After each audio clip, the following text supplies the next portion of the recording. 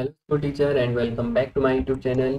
School teacher के इस education platform पे आप सभी लोगों का हार्दिक स्वागत एवं अभिनंदन है। आज हम बात करने वाले हैं एचसीएफ और एलसीएम की, और ये हमारी क्लास थर्ड होने वाली है। इससे पहले हमारी दो क्लासेस हो चुकी हैं, और जो हमारी पहले वाली क्लासेस थी उसमें हमने देखा था कि किसी भी नंबर का आप टोटल नंबर ऑफ फैक्टर कैसे पता करोगे, उसके इवन फैक्टर आप कैसे पता करोगे, उसके यदि आपको ऑड फैक्टर पता करने हैं तो वो कैसे करोगे। और सिंपल हमने देखा था कि कोई भी आपके पास दो नंबर हैं उनका एलसीएम और एचसीएफ हम कैसे फाइंड आउट करते हैं। आज हम एचसीएफ और एलसीएम से रिलेटेड कुछ और क्वेश्चन यहाँ पे देखने वाले हैं, जो कि एग्जाम के पॉइंट ऑफ व्यू से काफ़ी इंपॉर्टेंट होने वाले हैं, और लगभग आप देखोगे किसी भी टेट वाले एग्जाम में तो इस टाइप के क्वेश्चन वहाँ पे आपको देखने को मिलेंगे। तो स्टार्ट करते हैं हम आज की क्लास को। आज का हमारा जो फर्स्ट क्वेश्चन है वो है आपका, ये कहता है कि 2352 इक्वल टू 2 की पावर x प्लस इंटू 3 की पावर y इंटू 7 की पावर z हो तो x plus Y plus Z का आपको वैल्यू पता करनी है। तो हम क्या करेंगे, जो सबसे पहले आपके पास ये नंबर दिया है 2352, तो इसको 2 की पावर 3, 2 की पावर x, 3 की पावर y और 7 की पावर z की फॉर्म में हम लिखेंगे। ठीक है, और उसके बाद हमें x y z की जब वैल्यू मिल जाएगी तो उसके बाद हम इसका मान पता कर लेंगे। तो इसके लिए हम इसका फैक्टर करेंगे 2352 का। ठीक है, फैक्टर करने के लिए हमें डिविजिबिलिटी लॉ पता होने चाहिए। यदि आपको डिविजिबिलिटी लॉ पता नहीं है तो आप प्रीवियस वीडियो देख सकते हैं, उसमें हमने प्रॉपर ढंग से डिविजिबिलिटी लॉ को डिस्कस किया है। अब देखो, जो नंबर हमारे पास गिवन है उसका जो इकाई का अंक है वो 2 है। इट मीन्स ये पूरा जो नंबर है वो 2 से डिवाइड होगा। ठीक है, हम इसको 2 से डिवाइड करेंगे तो 2 वन 2। ठीक है, 2 वन 2, 1 रिमाइंडर 15 होगा, 2 सेवन का 14 और 2 सिक्स का 12। नेक्स्ट यूनिट डिजिट 6 है, इट मीन्स 2 से ही डिवाइड होगा, 2 फाइव का 10, 2 एट जा 16, 1 रिमाइंडर बचेगा तो 2 एट जा 16। अगेन हम 2 से डिवाइड करेंगे, 2 टू जा 4, 2 नाइन जा 18 और 2 फोर जा 8 हो जाएगा। अगेन क्योंकि यूनिट डिजिट 4 है, इट मीन्स ये नंबर 2 से डिवाइड होने वाला है, फिर से इसको 2 से डिवाइड करो, 2 वन जा 2, 2 फोर जा 8 एंड 2 सेवन जा 14। अब देखो, इसका जो इकाई का अंक है वो आपका 7 आ गया। इट मीन्स ये जो पूरा नंबर है वो 2 से डिवाइड नहीं होगा। इसके बाद हमें 3 से चेक करना है कि क्या ये जो पूरा नंबर है वो 3 से डिवाइड हो रहा है या नहीं। देखो, 3 की डिविजिबिलिटी लॉ क्या कहता है कि किसी कोई भी संख्या है आपके पास वो 3 से डिवाइड होगी यदि उसके जो अंकों का योग है वो 3 से डिवाइड हो। इट मीन्स ये आपके पास एक नंबर है 1 4 7। हमें चेक करना है कि ये नंबर 3 से डिवाइड है या नहीं। इसके लिए हम क्या करेंगे, इसके अंकों को जोड़ेंगे। जैसे 1 है 4 है और 7 है, तो 1 प्लस 4 आपका 5 हो जाएगा और 5 प्लस 7 हो जाएगा 12। जो ये 12 है वो 3 से डिवाइड है। इट मीन्स जो ये पूरा नंबर है आपका वो भी 3 से डिवाइड हो जाएगा। तो इसको 3 से डिवाइड कर लेते हैं, तो 3 फोर जा हो जाएगा आपका 12। ठीक है, 2 रिमाइंडर बचेगा 27, तो ये हो जाएगा 3 नाइन 27। ओके, 49 फिर से 3 से चेक करो। देखो, दो डिजिट यहाँ पे हैं, एक है आपका 4 और दूसरा है 9, तो 4 और 9 होगा 13, और जो 13 है वो 3 से डिवाइड नहीं होता है। अब इसके बाद हम चेक करेंगे 7 की डिविजिबिलिटी को। तो 7 का चेक करने के लिए हमें पता है 7 7 का होता है आपका 49। ठीक है, 7 आपकी एक अभाज्य नंबर है, अभाज्य संख्या है, तो इसको फिर से डिवाइड करो, 7 वन जा 7। इट मीन्स जो आपकी 2352 है, इसको हम लिख सकते हैं 2 इंटू 2 इंटू 2 इंटू 2। ठीक है, और इसके बाद आता है 3 इंटू 7 इंटू 7। इट मीन्स इसको हम लिख सकते हैं 2 की पावर, टोटल 2 को हमें काउंट करना है तो ये 4 है, तो 2 की पावर 4 इंटू 3 कितने हैं तो 1 है, 3 की पावर 1 इंटू 7 की पावर 2। अगर हम इसको रिलेट करें, कंपेयर करें इस वाले नंबर से, ठीक है, 2 की पावर x इंटू 3 की पावर y इंटू 7 की पावर z, तो हमारे पास x y और z की वैल्यू यहाँ से मिल जाएगी। तो जो x की वैल्यू आएगी वो आ जाएगी आपकी 4, y की वैल्यू जो होगी वो जाएगी आपकी 1, और जो z की वैल्यू है वो जाएगी आपकी 2। देखो, अब हमें पता क्या करना है, हमें फाइंड आउट करना है x plus Y plus Z की वैल्यू। तो x की वैल्यू रखो 4 प्लस वाई की वैल्यू 1 प्लस जेड की वैल्यू 2। तो इसको सम करना है, 4 प्लस 1 5 और 5 प्लस 2 7। तो जो x plus Y plus Z का जो मान हो जाएगा वो हो जाएगा आपका।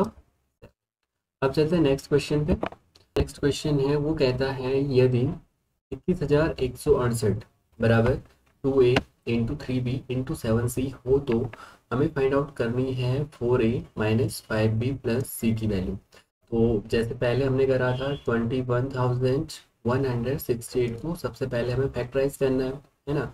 इसको फैक्टर करके हमें 2 की पावर 3 की पावर और 7 की पावर में हमें इसको लिखना है। तो हम क्या करेंगे इसको फैक्टराइज करने के लिए, देखो हमें डिविजिबिलिटी लॉ आना सबसे इम्पोर्टेंट है, क्योंकि जो डिविजिबिलिटी लॉ है वहाँ पे आपका सेपरेट क्वेश्चन में उसका पूछा जाता है। ठीक है, डिविजिबिलिटी लॉ से रिलेटेड। तो देखो जो यूनिट डिजिट है वो 8 है, इट मीन्स ये पूरा जो नंबर है वो 2 से डिवाइड हो जाएगा। 2 से जब हम इसको डिवाइड करेंगे तो ये हो जाएगा आपका 2 वन ज़ा 2। ठीक है, 1 है तो 0 आ जाएगा, 2 5 ज़ा 10 एंड 2 8 ज़ा 16 और 2 4 ज़ा 8।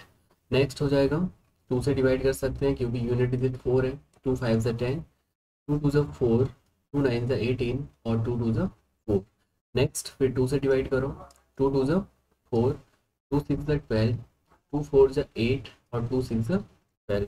ठीक है, अगेन 2 1 ज़ा 2, 2 3 ज़ा 6, 2 2 ज़ा 4 और 2 3 ज़ा 6। देखो यूनिट डिजिट इसका 3 है, तो 2 की डिविजिबिलिटी लॉ के अकॉर्डिंग कोई भी संख्या 2 से डिवाइड होगी जब उसका जो इकाई का अंक है वो 0 2 4 6 एंड 8 हो। लेकिन यहाँ पे ऐसा कोई भी डिजिट नहीं है, इट मीन्स जो ये आपके पास गिवन नंबर आया वो आपका 2 से डिवाइड नहीं होगा।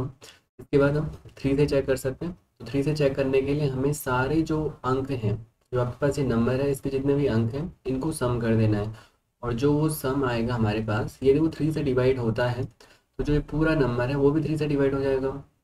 यही तो आपका डिविजिबिलिटी लॉ कहता है 3 का। ठीक है, इसको सम करो, 1 + 3 4, 4 + 2 हो जाएगा आपका 6 और 6 + 3 9।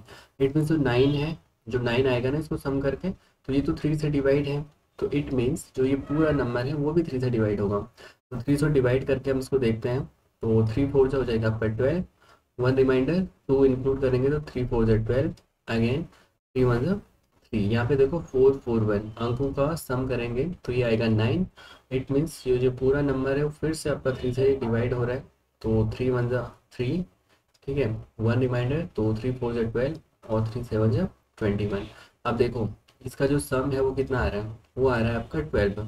ठीक है, 4 + 1 5 और 7 12। इट मीन्स फिर से ये नंबर आपका 3 से डिवाइड होगा, तो 3 4 हो जाएगा आपका 12, यहाँ पर बचेगा 2 27, 3 9 27। अब देखो 49 किससे डिवाइड होता है, 7 से। हमें पता है जो 7 की टेबल होती है तो उसमें 7 7 49, फिर 7 से होगा तो 7 1 7 हो जाएगा। अब इसको हम कैसे लिख रहे हैं, 21,168, इसको हम लिख सकते हैं 2 into 2 into 2 into 2 into 3 into 3 into 3 into 7 into 7। ठीक है, अब इसको हमें पावर में चेंज करना है क्योंकि हमने कहीं ना कहीं ए बी और सी की वैल्यू हमें पता करनी है। तो 2 को हम पावर में लिखेंगे तो टोटल 2 आपके पास 4 है, तो 2 की पावर 4 आ जाएगा।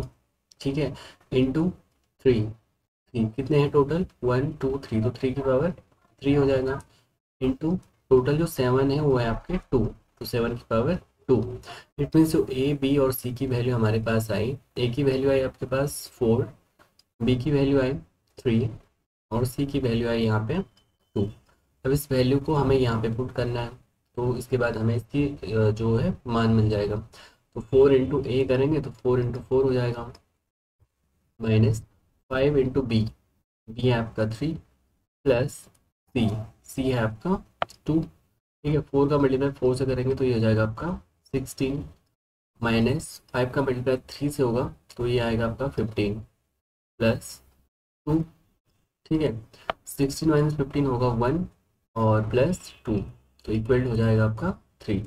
तो इसका जो हमारे पास वैल्यू आया वो आया आपका 3, तो 3 इसका राइट आंसर हो जाएगा। अब कुछ और क्वेश्चन देखते हैं ऐसे ही। नेक्स्ट क्वेश्चन है आपका, इफ x इक्वल टू आपके पास कुछ वैल्यू दे रखी है 2 into 2 into 2 into 3 into 3 into 5, वैसे ही y की कुछ वैल्यू है और z की भी आपके पास कुछ वैल्यू गिवन है।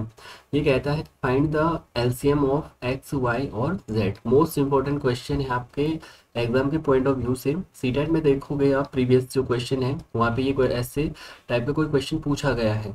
ठीक है, अब देखो मैं इस नंबर को, जैसे आप एक्स का जो मान हमारे पास गिवन है, इसको मैं सीधे पावर की फॉर्म में लिख रहा हूँ।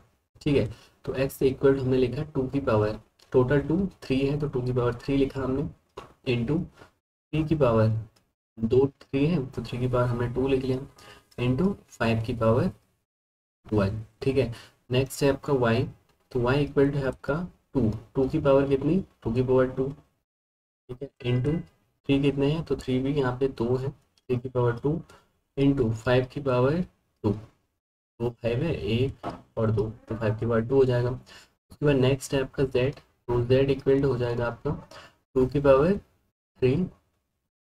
ठीक है, 2 की पावर हो जाएगा 3, इंटू 3 की पावर 2, इंटू 5 की पावर 1। देखो जब भी हम एलसीएम निकालेंगे कुछ इस टाइप का पावर में, यदि आपके पास क्वेश्चन हो और हमें एलसीएम फाइंड आउट करना हो, तो उसमें हमें सबसे बड़ी जो पावर होती है उसको लेना होता है।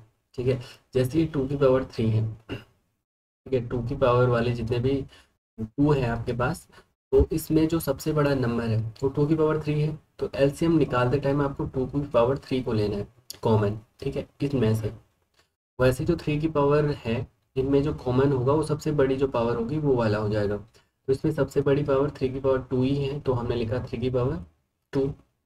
वैसे जो 5 की पावर है, इसमें जो सबसे बड़ा नंबर है वो 5 की पावर 2 होगा, तो 5 की पावर 2। तो जो एक्स वाई जेड का एलसीएम हो जाएगा वो ये वाला नंबर हो जाएगा। चाहे तो आप इसको फर्दर कैलकुलेट भी कर सकते हो। ठीक है, कैलकुलेट करके आपको एक नंबर मिल जाएगा। ठीक है, और हो सकता है मोस्ट प्रोबेबली आपके पास आंसर ऐसे पावर में ही हो, 2 की पावर 3 और 3 की पावर 2 इंटू 5 की पावर 2 में। ठीक है, तो मिलते हैं नेक्स्ट वीडियो में।